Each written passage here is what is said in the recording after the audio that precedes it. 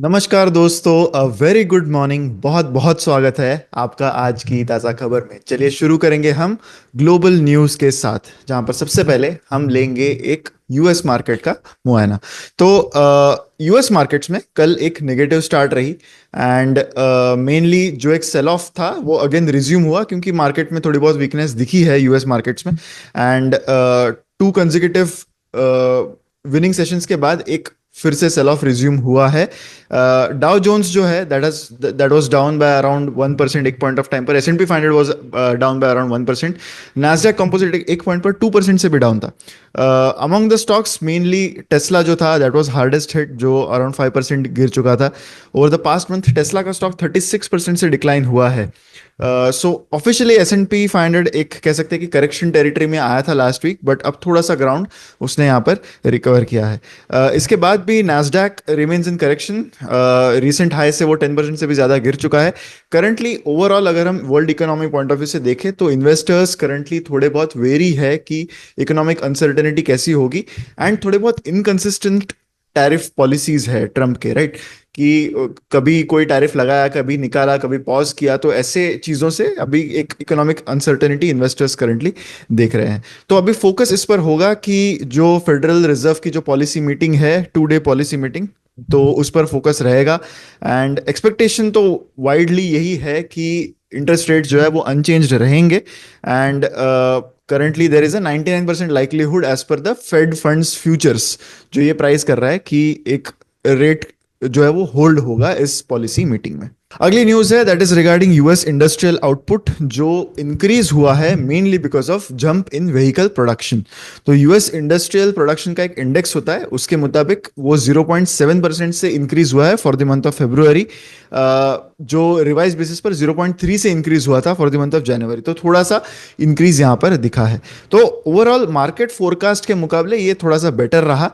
And जो search थी वो मेनली इस पर थी कि 8.5% का जंप आया है in the production of motor vehicles and parts. Motor vehicles and उसके जो पार्ट्स है उसके प्रोडक्शन में जंप आया है। तो मैन्युफैक्चरर्स जो है वो आउटपुट बढ़ाने की कोशिश कर रहे हैं ahead of potential tariff hike. तो टैरिफ हाइक्स में क्या होगा ये थोड़ा अनसर्टन है, उस वजह से बहुत सारे मोटर व्हीकल मेकर्स एंड उनके पार्ट के मेकर्स ने प्रोडक्शन बढ़ा दिया। तो ट्रेड अनसर्टेनिटी जो है जो काफ़ी मंथ्स से परसिस्ट हो रही है, तो टैरिफ सेंसिटिव इंडस्ट्री है ऑटो, तो इस वजह से उनका एक इंक्रीज प्रोडक्शन दिखा है, क्योंकि बैरियर्स यहाँ पर काफ़ी लो है। ओवरऑल एनालिस्ट सजेस्ट कर रहे हैं कि मैन्युफैक्चरर्स जो है वो थोड़ा सा एक्सिलरेटेड प्रोडक्शन देख रहे हैं in the month of February, ताकि बहुत सारा आउटपुट जो है वो फ्रंट लोड किया जा सके। यानी जो भी आउटपुट वो शायद अगले मंथ्स में लाना चाहते थे, बट इस वक्त हमें पता नहीं है कि टैरिफ के पॉलिसीज कैसे होंगे। इस वजह से उन्होंने ऐसा डिसीजन लिया है कि वो थोड़ा बहुत जो प्रोडक्शन है वो फ्रंट लोड कर देंगे, ताकि टैरिफ की अनसर्टेनिटी आने तक वो इस सिचुएशन में ना रहे कि हो सकता है कि अगर टैरिफ्स आ गए या फिर कोई जो है रेसिप्रोकल टैरिफ्स आते हैं यूएस पर, तो उस वजह से ये सारे ऑटोमेकर्स को ज्यादा दिक्कत ना हो। करंटली प्रेसिडेंट डोनाल्ड ट्रम्प का ट्रेड वॉर तो जारी ही है with major US trading partners, जिसमें कनाडा है, मेक्सिको है, चाइना है। तो इस वजह से सारी अनसेटलमेंट लग रही है फाइनेंशियल मार्केट्स में regarding all these countries.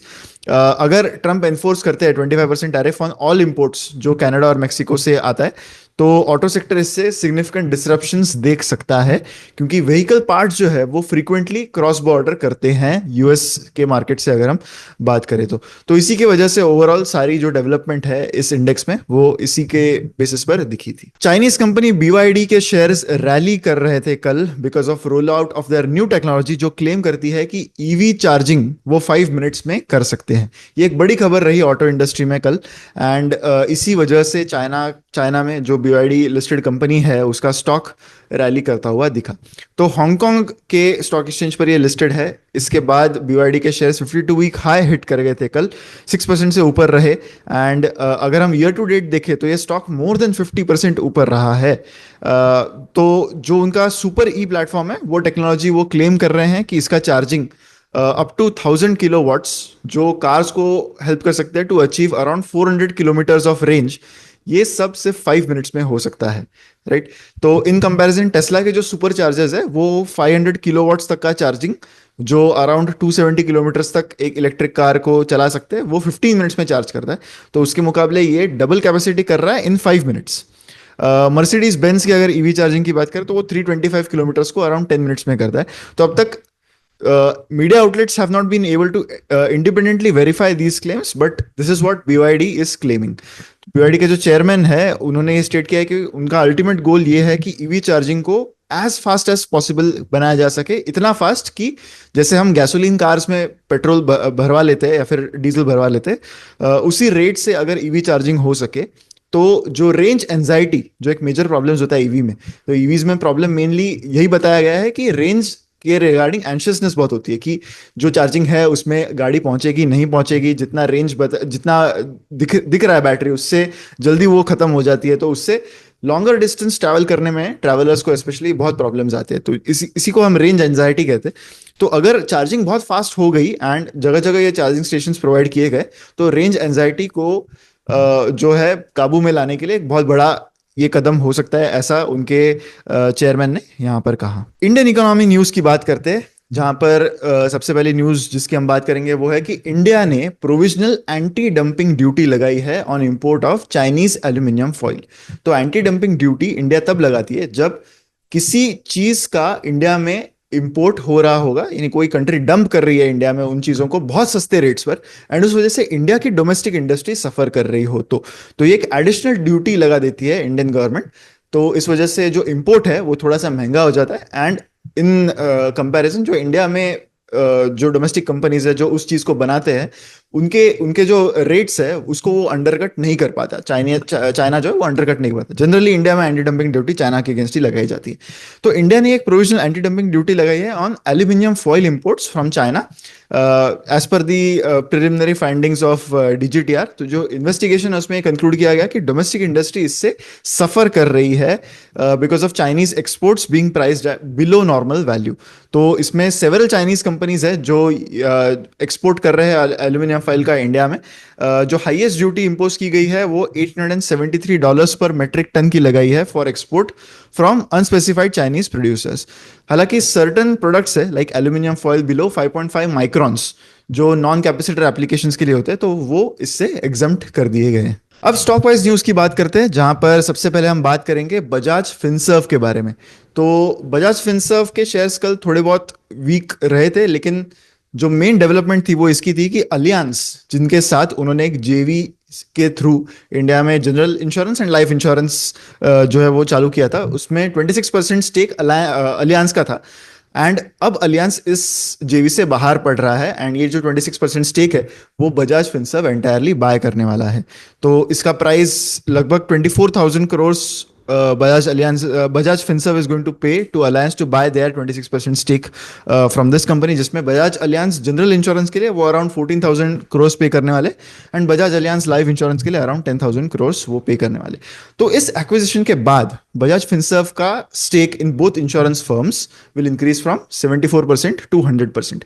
Sanjeev Bajaj ji ने इस पर यह भी कह दिया कि वो ये भी इवेल्युएट कर रहे हैं कि ये दोनों इंश्योरेंस बिजनेस का अलग अलग IPO वो लाने की कोशिश करेंगे बाय FY27, FY26-27 तक की बात उन्होंने की है। तो संजीव बजाज जी ने यह भी कहा कि वो एक्सपेक्ट कर रहे हैं कि इसके फुल ओनरशिप की वजह से लॉन्ग टर्म वैल्यू अनलॉकिंग होगा एंड इससे आगे एक काफी बड़ी ग्रोथ ड्राइव हो सकती है। Q3 FY25 में अगर थोड़े नंबर्स हम देख लें तो नेट प्रॉफिट बजाज फिनसर्व का 2,231 करोड़ था जो 3% से ऊपर रहा। असेट्स अंडर मैनेजमेंट जो है वो 28% से बढ़े थे। तो ये जो डील है that has marked the end of almost 25 year partnership जो अलियांस ने की थी with Bajaj and it seems that they are exiting this business from India। हालांकि जो उनके एक नॉन कम्पीट अग्रीमेंट है उसमें उन्होंने ये अग्री किया है कि Bajaj Finserv is letting them tie up with any other company if they want to. अगर अलियांस चाहती है कि वो किसी और के साथ जेवी करे तो वो नॉन कम्पीट क्लॉज जो है they have decided to forgo it and Allianz is free to indulge in any JV or partnership with any other insurance company। LIC is going to buy stake in a health insurer before 31st March, ऐसा उनके CEO ने कहा। तो इस news के मुताबिक LIC जो है वो फाइनल स्टेजेस में है of acquiring a stake in health insurer. तो किसी health insurer, stand alone health insurer company में LIC is going to take a significant stake and ये अनाउंसमेंट एक्सपेक्टेड है बिफोर 31st मार्च। उनके जो सीईओ है सिद्धार्था मोहंती, उन्होंने ये कंफर्म किया कि एलआईसी चाहे एक्विजिशन करे पर वो कंट्रोलिंग स्टेक नहीं लेने वाले कंपनी में, यानी 51% से ज्यादा स्टेक एलआईसी नहीं लेगा, यानी उनको कंट्रोलिंग अथॉरिटी नहीं चाहिए उस कंपनी में, they just want to invest in a company. जो एग्जैक्ट साइज है इस इन्वेस्टमेंट का, that depends on LIC board approval and valuation factors. कुछ मीडिया रिपोर्ट्स के अनुसार ये जो टारगेट कंपनी है that might be Manipal Cigna, जिसके लिए वो 4000 करोड़ तक का इन्वेस्टमेंट शायद कर सकते हैं।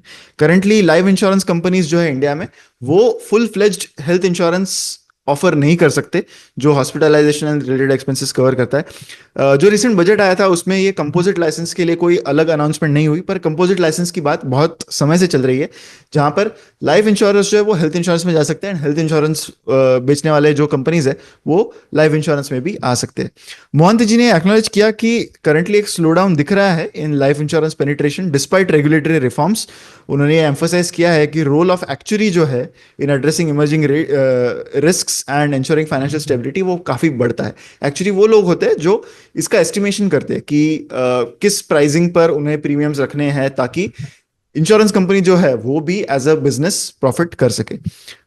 तो यही बेसिक डेवलपमेंट्स थी regarding the L I C's point of view. तो ये देखना होगा कि कौन सी एग्जैक्टली ये कंपनी रहती है and how is L I C going to proceed with this acquisition. Vehicle के prices are set to rise from April 2025। तो काफी सारे कंपनीज ने ऑलरेडी इस पर डेवलपमेंट्स बता दिए हैं।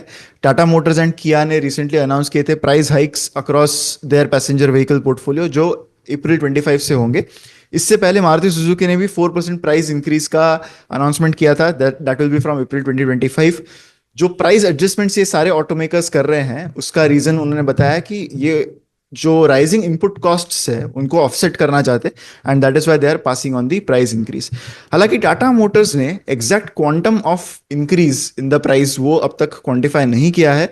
किया ने बताया था कि वो अराउंड 3% का प्राइस हाइक लेने वाले हैं from April 1st। Rising commodity prices, escalating supply chain cost, ये सारे काफी मेजर इश्यूज रहे हैं एंड इसी वजह से एक्सपेक्टेशन है कि हो सकता है कि everyone would follow and maybe all automakers will take a price hike from April 2025. NTPC जो है वो रेज करने वाला है 4000 crore through issuance of NCDs यानी नॉन कन्वर्टेबल डिबेंचर्स।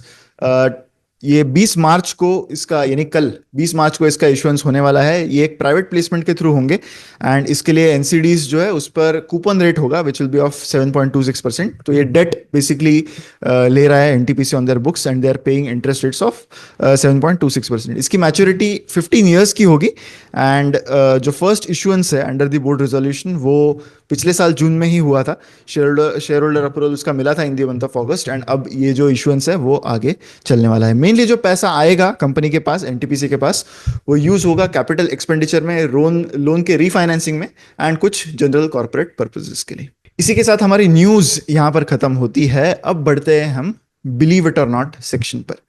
तो बिलीव इट और नॉट सेक्शन में आज हम मेनली फोकस करने वाले हैं सऊदी अरेबिया पर एंड सऊदी अरेबिया के रिसेंट वेंचर का जो जिसमें वो क्रिकेट को लाना चाहते हैं। तो क्रिकेट ऑलरेडी एक बहुत बड़ा बिजनेस बन चुका है, राइट? अगर आपको पता होगा जो आईपीएल अब शुरू होने जा रहा है, आईपीएल का जब ब्रॉडकास्ट राइट्स का डील हुआ था तब 4 साल के लिए स्टार ने जो पेमेंट की थी for broadcasting these IPL rights, that was more than $6 billion. It is that big a business, right? It is more than maybe 50,000 crores का broadcast right का deal हुआ था for a period of 4 years. तो ये सारी चीजें अब world में बाकी सारे देश भी देख रहे हैं एंड एक ऐसा देश जो अपना सबसे इंपॉर्टेंट की कमोडिटी का डिपेंडेंस कम करना चाहता है वो है सऊदी अरेबिया। रिसेंटली अगर आप क्रिकेट या फिर बाकी सारी चीजें भी देखते हो तो यू मस्ट हैव सीन कि 4-5 साल से सऊदी अरेबिया बहुत चीजों को प्रमोट करने की कोशिश कर रही है, उनका टूरिज्म को प्रमोट करने की कोशिश कर रही है। रिसेंटली उनके अगर आप फुटबॉल फॉलो करते हो तो आपको पता होगा कि क्रिस्टियानो रोनाल्डो जैसे प्लेयर्स भी सऊदी लीग में जाके खेल रहे हैं क्योंकि उनको बहुत अच्छे पैसे वहां पर मिल रहे हैं। तो वो एक तरीके से स्पोर्ट्स को भी प्रमोट करना चाहती है वहां पर। तो ये सारी जो चीजें हैं वो पॉइंट कर रही है टू दिस डायरेक्शन कि उनको पता है कि considering the world is going to transition towards renewable energy, oil का डिपेंडेंस थोड़ा बहुत कम हो सकता है। May be not 10-15 years from today but surely 50 years from now हो सकता है कि ऑयल का इंपॉर्टेंस बहुत कम हो जाए। तो तब सऊदी अरेबिया जैसी इकोनॉमी कैसे सरवाइव कर पाएगी, इसका प्लान वो ऑलरेडी बना रहे हैं। वो टूरिज्म को प्रमोट कर रहे हैं and they are promoting sports tourism as well. तो रिसेंटली उन्होंने एक बात बताई कि वो एक ग्लोबल T20 लीग लाना चाहते हैं। एंड इसकी बात इकोनॉमी न्यूज में इसलिए हो रही है क्योंकि ऐसा माना जा रहा है कि ये आईपीएल से भी बड़ी लीग हो सकती है। अब जाहिर सी बात है, अगर आपको क्रिकेट वर्ल्ड में आईपीएल से बड़ी लीग बनानी है तो आपको इंडियन प्लेयर्स की जरूरत पड़ेगी, इंडियन प्लेयर्स की जरूरत पड़ेगी, ऑस्ट्रेलियन प्लेयर्स की जरूरत पड़ेगी, हो सकता है इंग्लैंड प्लेयर्स की जरूरत पड़े। तो ऐसे सारे जो उनको प्राइजेस दिए जाएंगे to play in this league, वो ऐसे होंगे कि दोज प्लेयर्स विल फील कि वो आकर सऊदी अरेबिया की इस लीग में पार्टिसिपेट करे। इसकी इन्वेस्टमेंट्स वो स्टार्टिंग में $500 मिलियन कर रहे हैं, जो आई थिंक कि कम है कंसिडरिंग कि उनको अगर एक ब्रेक थ्रू लाना है क्रिकेट में तो हो सकता है उनको इससे कई ज्यादा इन्वेस्टमेंट लग सकती है। पर they have already started this process कि वो ये कोशिश कर रहे हैं कि वो बाकी चीजों में भी जो है वो एंटर करे। उनका प्लान ये है कि एक ग्रैंड स्लैम स्टाइल, अगर आप टेनिस फॉलो करते हैं तो आपको ग्रैंड स्लैम्स पता होगा, तो ग्रैंड स्लैम स्टाइल एक टूर्नामेंट होगा और 8 टूर्नामेंट्स साल में होंगी जो अलग अलग जगह पर देश वर्ल्ड में होस्ट किए जाएंगे। एंड वहां पर हर जगह पे क्रिकेट टूर्नामेंट होते रहेगा। तो अब क्या ये आईपीएल को चैलेंज कर सकता है, क्या बीसीसीआई भी इस चीज में कैसे कदम उठाती है, तो ये सारी चीजें बहुत इंटरेस्टिंग होगी आगे देखने के लिए। बट क्लियरली सऊदी अरेबिया अपना डाइवर्सिफिकेशन एफर्ट पर काफी सीरियस नजर आ रहा है करंटली।